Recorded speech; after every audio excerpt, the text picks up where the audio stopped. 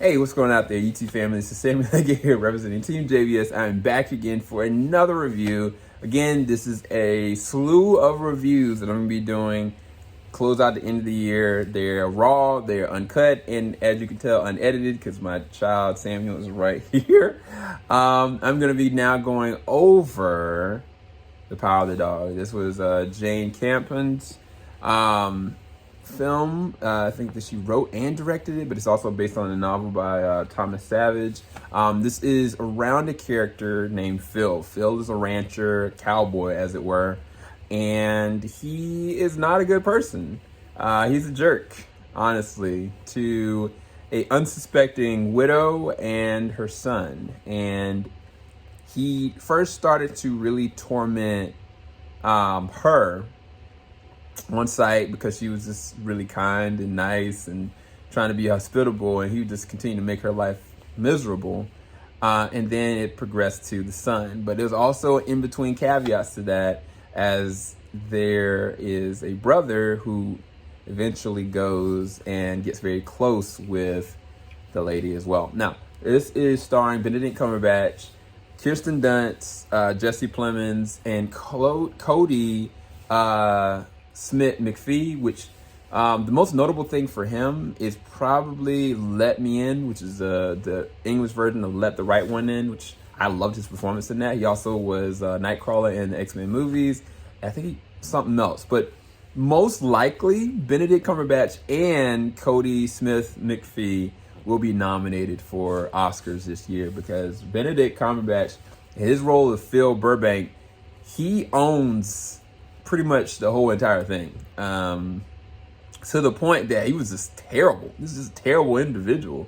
And it's crazy because if you look at Sherlock, you can see where Sherlock is not a good man. He's a great detective, great problem solver, but as an individual, like, he can be one of the worst despising individuals, and Benedict knows how to do that. And I think he definitely taps into that with this role of Phil. The difference with Phil is that Phil is a great rancher. He's talented. You find out that he has some secrets of his own of how smart he actually really is, but he also has a past, and that past is very promiscuous, and it's also connected to a different,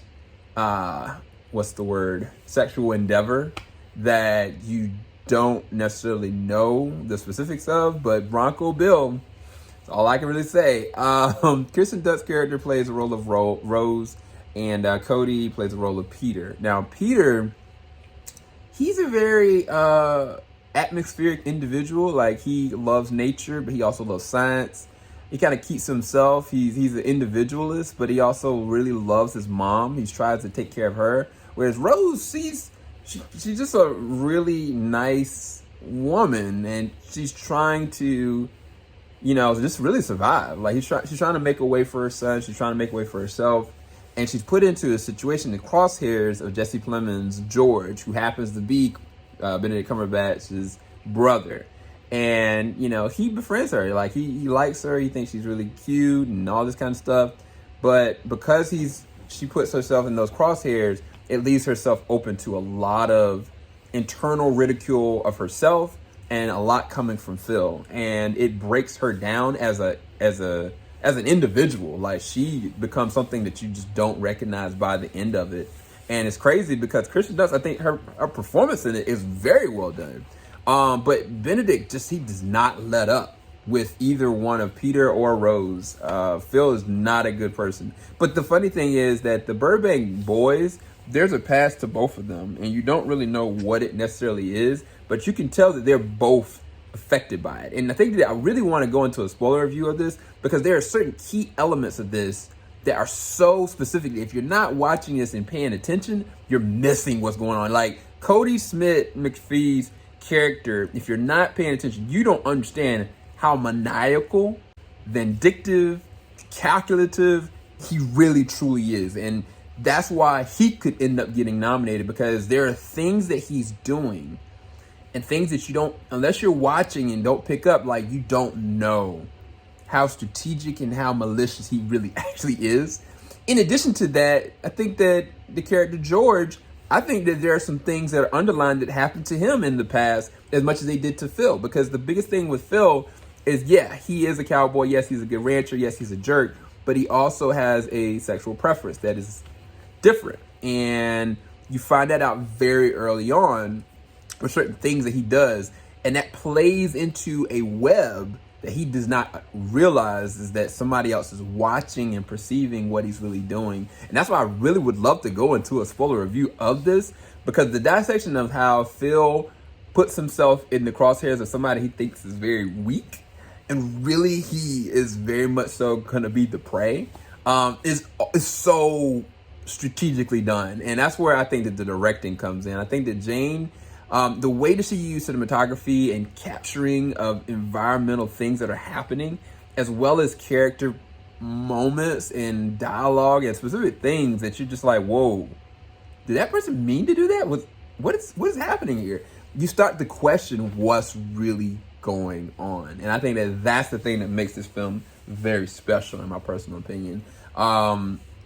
I think that the cinematography might be some of the best this year. The score might end up winning an Oscar as well. This could end up winning a Best Picture. The thing about it is that if you're just a casual viewer and you're not trying to see, you don't have a perception of where things are really happening or where they're going, I think you may lose track of the importance and the value of how well the script is in this film. And I think that that is the key thing about this film that some people just are going to miss. Either you're going to catch on to what's happening and read into everything, or you're going to be like, who cares? Like, I think that's the biggest plus and minus of this, because that's what makes this a hidden gem in plain sight. Because everything about the framing of this film is near perfect. I don't really have any negatives about it. The more I thought about it, when I watched it again, the more I was like, wow, this is a very well-crafted film. So, yeah, I really don't have anything less than a 10 or a 9 out of this. I don't have a reason to give it a 9, honestly. So let me know what you guys think of The Power of the Dog. Thank you for allowing my son to accompany me in this review. Make sure you like, subscribe, hit that bell button. I'm trying to deal with him because he's teething pretty bad. And yeah, love you too, buddy. But anyway, talk to you guys soon. Peace, guys.